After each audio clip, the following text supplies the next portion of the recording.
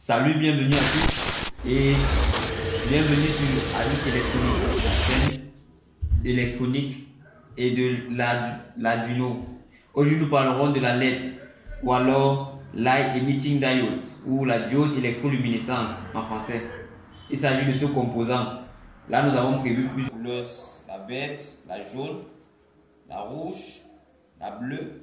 Ce que vous devez savoir, c'est que chacune de ces couleurs a une onde électromagnétique émise ou une onde lumineuse différente et du coup, les tensions ne sont pas toujours les mêmes. Aujourd'hui, nous apprendrons à identifier une LED, c'est-à-dire identifier son anode, identifier sa cathode. Une LED comme celle-ci. Vous verrez quelque chose, c'est que la majorité de ces LED, lorsqu'elles arrivent, elles sont coupées en décalage, donc il y a une patte qui est plus longue que l'autre. La patte la plus longue généralement représente la patte positive ou encore son anode, donc le point par lequel la tension la plus positive doit passer. Et la patte la plus courte qui représente la cathode, qui est le point par lequel la tension la plus faible ou la plus négative doit passer. Une autre notion pour identifier la LED, c'est de regarder sur le côté. Sur le côté, vous verrez souvent une petite partie plate. La petite partie plate est généralement au niveau de la cathode. Donc lorsque vous regardez le pourtour et vous voyez la partie plate, sachez que vous avez identifié la cathode. Parce que les pins, la différence de longueur ne peut pas toujours être valable dans tous les cas. Ok. Pour la connexion, vous devez chercher la valeur de la résistance qui doit être mise dans le circuit afin que la LED brille sans s'endommager. Ces LED généralement consomment en moyenne 10 mA pour des tensions qui avoisinent les 2,3 à 3,3 volts.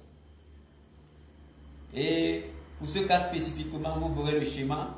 Le calcul a été fait et nous avons déduit qu'une valeur de 220 ohms pour la valeur de la résistance ne sera pas trop élevée, elle sera juste suffisante en considérant notre source d'alimentation de 9 volts. Donc, la source d'alimentation, c'est juste une batterie de 9 volts auquel on a encastré deux câbles pour faciliter la connexion. Donc, là, les câbles vont être connectés directement sur la plaque afin que tout soit démontré. La plaque ASC, vous pouvez consulter les épisodes précédents pour savoir comment l'utiliser et comment la connecter. Nous la connecterons juste dans ce cas-ci afin que vous puissiez avoir l'illustration de la LED.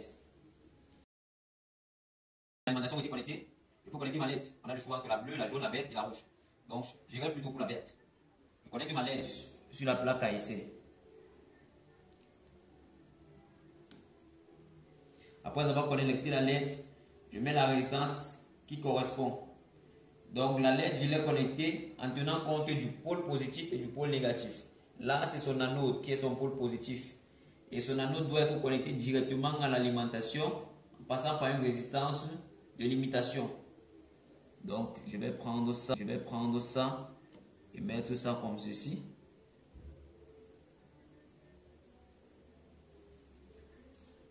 Et son pôle négatif va aller directement au pôle négatif de mon alimentation via le câble.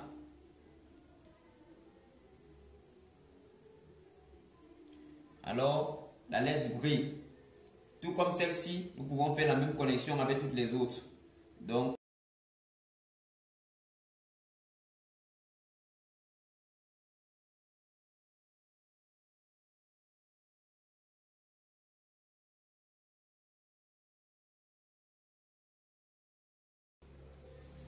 comme vous pouvez le constater, nous avons connecté la 3 LED sur notre plaque ASC.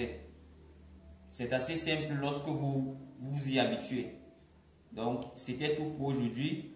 Nous avons parlé de la LED et à prochainement pour une nouvelle série de vidéos.